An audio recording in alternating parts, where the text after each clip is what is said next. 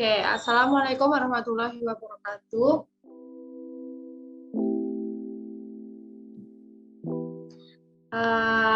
Pada kesempatan kali ini kita akan mempresentasikan laporan observasi jaringan nirkabel di Monumen Pers Nasional guna memenuhi tugas ujian tengah semester jaringan nirkabel.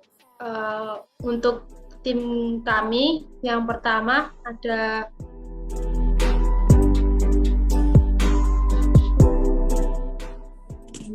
Saya sendiri Bella Chandra Nakwah, NIMK 3519001. Kemudian saya Alta Zaki Adiata sebagai network designer atau surveyor. Saya Nabila Nur Aini, NIMK 3519061 sebagai project manager dan tester. Saya Niputu Nur Kusumawardhani, K35963 sebagai network analis. Baik, yang pertama gambaran umum lokasi survei, yaitu berada di Monumen Pers Nasional, yaitu Museum Khusus Pers Nasional Indonesia yang berada di Jalan Gajah Mada, Banjarsari, Surakarta. Koleksinya meliputi teknologi komunikasi dan teknologi reportase seperti penerbangan, mesin ketik, dan lainnya. Kemudian survei ini dilakukan terdiri dari 3 bangunan di Monumen Pers, seperti Gedung Induk yang berisikan koleksi-koleksi Monumen Pers, kantor Monumen Pers yang terdiri dari 2 lantai yang berguna sebagai kantor administratif, serta bangunan L yang memiliki gedung induk terdiri dari 4 lantai yang berfungsi sebagai ruang perpustakaan, kantor Persatuan Wartawan Indonesia, kantor pengarsipan, serta ruangan lainnya. Karena Monumen Pers merupakan tempat umum yang banyak dikunjungi pengunjung dengan keperluan bermacam-macam seperti mengunjungi tempat bersejarah, perpustakaan, inventarisasi koran, dan adanya beberapa kantor yang digunakan pekerja di sini, di mana kegiatan tersebut juga membutuhkan banyak koneksi internet. Maka tempat ini membutuhkan infrastruktur jaringan yang seharusnya dapat menunjang komunikasi dari banyaknya kegiatan tersebut. Di sini penerapan infrastruktur jaringan yang berada di Monumen Pers hampir seluruhnya menggunakan komputer dalam pengolahan data dan memerlukan LAN berbasis kabel yang dipisahkan per lantai menggunakan switch. Seperti itu untuk gambaran umum lokasi survei.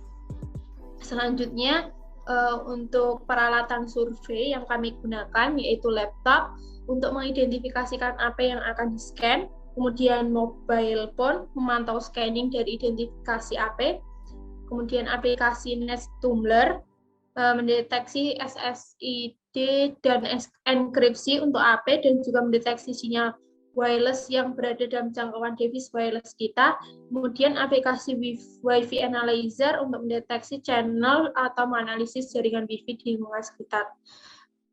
Kemudian selanjutnya akan dilanjutkan oleh teman saya.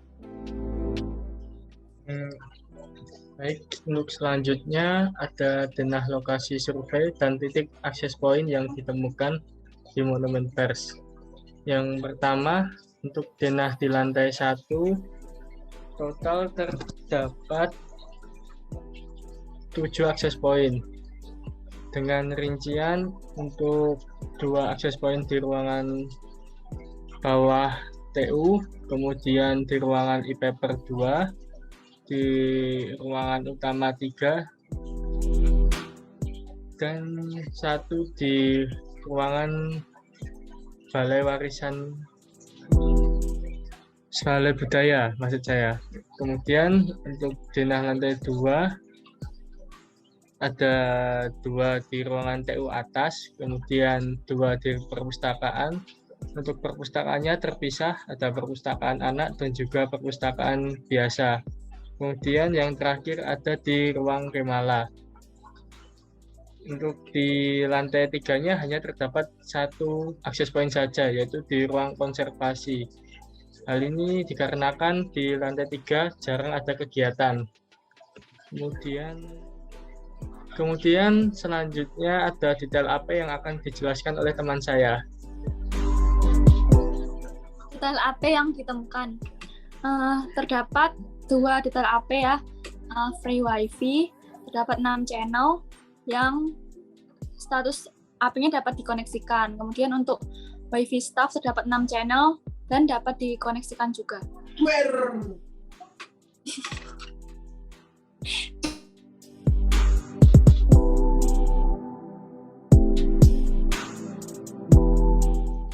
Semua harap tenang ya. Apa pas? Ya gue menjawab. Yo wes kan aku Baleni lagi kita. Put iki ne mbok jelas ki yo an Free WiFi ada channel GGGG. kan aku wis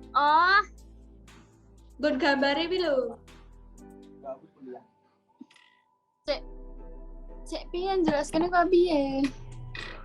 Di SSI di Free WiFi itu ada channel apa wae ngono lho, CH bla bla bla. Oke. Iki gur mergo nggon aku tok ya anjir. Aku ya ndelok isan. Yuk. Ulang. Ya aku ngomong iki. Detail AP yang ditemukan.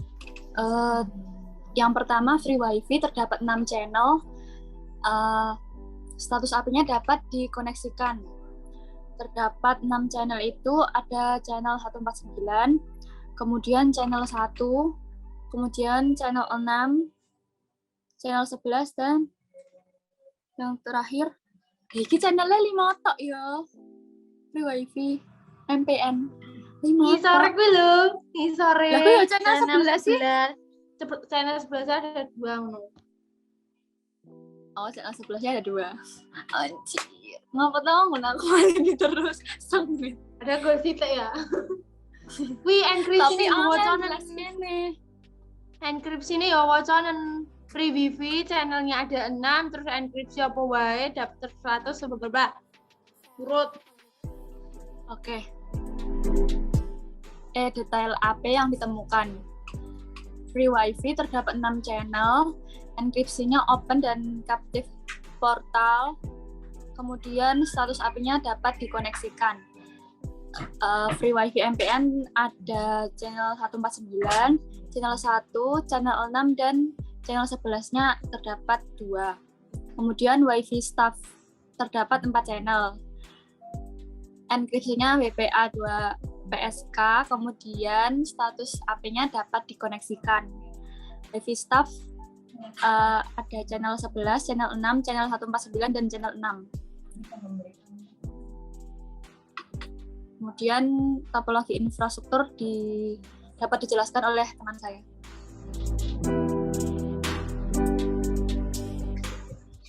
Ya, kemudian ada topologi infrastruktur WiFi.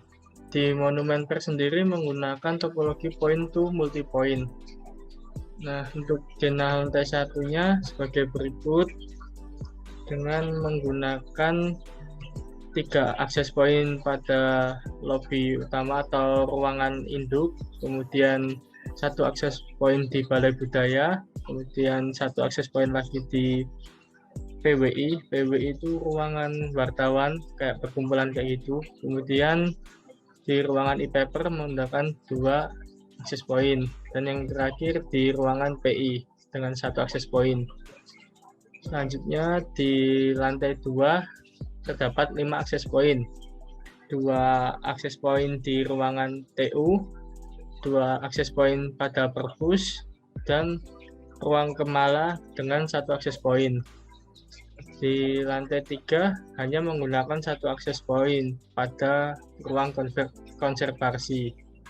Di Monumen Per sendiri menggunakan infrastruktur point to multipoint, di mana perangkat dapat disambungkan ke banyak perangkat lainnya.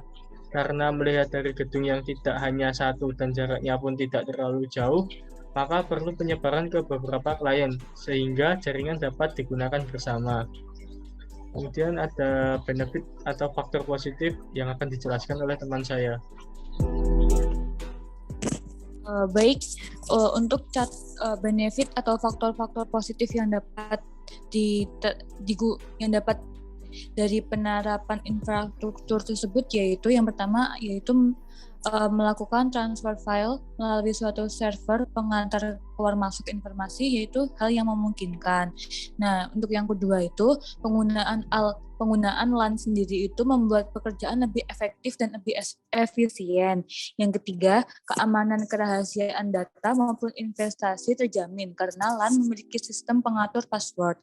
Selanjutnya yaitu tidak banyak menggunakan kabel. Yang selanjutnya lagi ada user interface digunakan sebagai fasilitas yang baku. Lalu ada menciptakan jaringan hubungan yang antar sistem dan berbagai merek. Selanjutnya yaitu ada LAN membantu kita mengcopy data antar komputer dan lebih cepat sehingga menghemat waktu. Karena banyak sistem yang terhubung, maka dengan jaringan LAN komputer dapat dihubungkan kembali dengan beberapa termasuk serat optik, kabel pasang, cahaya inframerah, dan kabel pasangan. Hubungan-hubungan tersebut merupakan topologi yang fungsinya menjalankan tugas dan atas pesan dari suatu komputer ke komputer lainnya. Nah, untuk kelemahan atau faktor-faktor yang kurang baik dari penerapan infrastruktur tersebut yaitu banyaknya PC yang terhubung, jaringan LAN akan melambat. Selanjutnya yaitu software harus dirancang untuk multi-user. Selanjutnya, LAN begitu lambat di speed modemnya. Karena semua komputer atau PC terhubung dalam satu jaringan atau topologi, maka ketika salah satunya terinfeksi virus, maka komputer yang lainnya juga akan terinfeksi. Yang selanjutnya yaitu sistemnya menggunakan satu jaringan, maka masih ada kemungkinan jaringan bisa diretas.